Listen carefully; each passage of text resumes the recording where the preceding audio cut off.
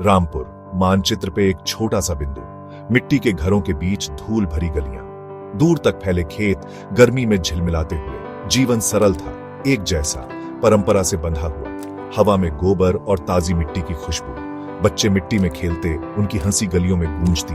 महिलाएं कुएं पर इकट्ठा होती, उनकी आवाजें धीमी सी। जीवन चलता रहा, बाहरी दुनिया से अछूता। अरुण अलग था। वो रामपुर की सादगी से खुश नहीं था। उसकी आंखें तेज और जिज्ञासु खेतों के पार देखती थी। वो कुछ और चाहता था। उसके माता पिता साधारण किसान अपने बेटे के बारे में चिंतित थे। उन्होंने उसे अपने अजीब विचारों को भूल जाने का आग्रह किया। जमीन पर ध्यान दो, शादी करो और बच्चे पैदा करो। रामपुर में यही जीवन था। लेकिन अरुण अपने दिल की चाहत को अनदेखा नहीं कर सका। उसे अपने से बड़े किसी चीज की ओर खिंचाव महसूस हो रहा था, कुछ दिव्य। एक दिन एक घूमते हुए महात्मा रामपुर पहुंचे। उन्होंने शांति, प्रेम और एक उच्च उद्देश्य की बात की। अरुण मंत्रमुग्ध हो गया। यही वो संकेत था जिसका वो इंतजार कर रहा था। उसने महात्मा से उसे अपना शिष्य बनाने की विनती की। उसके माता पिता ने उसे रुकने के लिए मिन्नतें की, लेकिन अरुण दृढ़ था। भारी मन से उसने रामपुर को अलविदा कहा। वो जानता था कि वो शायद कभी वापस न लौटे। महात्मा के साथ जीवन कठिन था। दिन प्रार्थना, ध्यान और निस्वार्थ सेवा में बीतते थे। अरुण ने अपनी इच्छाओं को नियंत्रित करना सीखा।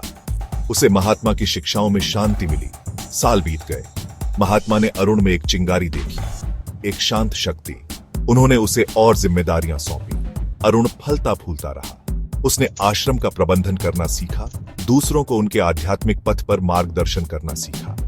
जब महात्मा ने अंतिम सांस ली तो अरुण ही उनकी जगह लेने वाला था। अब वो महंत अरुण था, खोए हुए और खोज करने वालों के लिए आशा की किरण। भाग 5। अंदर से एक आवाज। महंत अरुण अपने अनुयायियों द्वारा पूजनीय थे। उनके पास वो सब कुछ था जो उन्होंने कभी चाहा था, शांति, उद्देश्य, सम्मान। फिर भी उनका एक हिस्सा अशांत रहा। रामपुर की याद, उनके घर की याद उनके दिल को छू गई। वो इस एहसास को दूर नहीं कर सके कि वहां उनका कुछ अधूरा काम है। एक रात उन्होंने एक सपना देखा। उन्होंने रामपुर की जानी पहचानी गलियों को देखा, अपने बचपन के चेहरे, और वो जान गए वापस लौटने का समय आ गया था। भाग 6। जड़ों की ओर वापसी, एक नई शुरुआत। रामपुर थोड़ा ही बदला था। वही धूल भरी गलियां, जीवन की वही लय। फिर भी अरुण के लिए यह अलग लग रहा था। वो बेचैन लड़का नहीं था जो चला गया था। उसने ग्रामीणों के साथ अपना दृष्टिकोण साझा किया। वो एक आश्रम बनाना चाहता था, शांति और सीखने का स्थान। रामपुर के लिए आशा की किरण। कुछ ने उसका खुले हाथों से स्वागत किया। उन्हें वो लड़का याद था जो चला गया था। उन्होंने उस आदमी को देखा जो वो बन गया था। भाग 7। कलह के बीज और दिव्य हस्तक्षेप। लेकिन हर कोई खुश नहीं था। कुछ लोगों ने अरुण के आश्रम को अपने जीवन के तरीके के लिए खतरा माना। उन्हें बदलाव का डर था। उन्होंने अफवाहें फैलाई। उन्होंने ग्रामीणों को उसके खिलाफ करने की कोशिश की।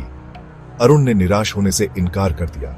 वो जानता था कि वो सही रास्ते पर चल रहा है। उसे ईश्वर में विश्वास था और उसे उन लोगों का समर्थन प्राप्त था जो उस पर विश्वास करते थे। एक दिन आश्रम पर काम करते समय निर्माण स्थल से एक कोबरा निकला।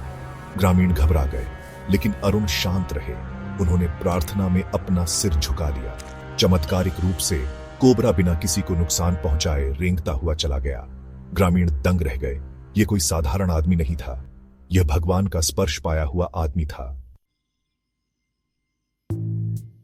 भाग 8। हमले की रात। आश्रम पूरा होने वाला था। ग्रामीण उद्घाटन की तैयारी कर रहे थे। हवा में उत्सुकता और उत्साह था, लेकिन खतरा परछाई में दुबका हुआ था। आश्रम का विरोध करने वालों ने एक भयावह योजना बनाई थी। वे दुर्गा पूजा की रात को हमला करेंगे। जैसे ही ग्रामीण प्रार्थना के लिए एकत्र हुए, हथियारबंद लोगों का एक समूह आश्रम में घुस गया। गोलियों की आवाज गूंज उठी। शांत रात टूट गई। दहशत फैल गई। भाग 9। विश्वास की विजय। महंत अरुण देवी दुर्गा के सामने अडिग खड़े थे। उनकी आंखें प्रार्थना में बंद थीं। ग्रामीण डर के मारे सिकुड़ गए। उनकी प्रार्थनाएं गोलियों की आवाज के साथ मिल गईं। लेकिन कुछ चमत्कारी हुआ। ऐसा लग रहा था कि गोलियां महंत अरुण से होकर गुजर गईं, बिना उन्हें कोई नुकसान पहुंचाए, मानो कोई अदृश्य ढाल उनकी रक्षा कर रही हो। हमलावर भयभीत होकर अपने हथियार गिराकर भाग गए।